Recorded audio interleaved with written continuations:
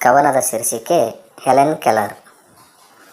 ಗುರಿಯನ್ನಿಟ್ಟು ಛಲವನ್ನು ತೊಟ್ಟು ಗೆಲುವು ಸಾಧಿಸಿದಳು. ಅಂಗವಿಕಲತೆಯ ಎಂದೋ ಮರೆತು ಲೋಕವ ಸಂಚರಿಸಿದಳು. ಹೆಲೆನ್ ಕೆಲ್ಲರ್ ಮಗುವಿದ್ದಾಗ ಮೆದುಳು ಜ್ವರವು ಬಂದಿತ್ತು. ಮೆದುಳಿನಲ್ಲಿ ಪ್ರಭಾವ ಬೀರಿ ಕಿವುಡಿ ಕುರುಡಿಯನ್ನಾಗಿಸಿತ್ತು. ಮೆದುಳು ಜ್ವರಕ್ಕೆ ಹೆಲೆನ್ನಳು ಮೂಗಿಯೂ ಆದಳು.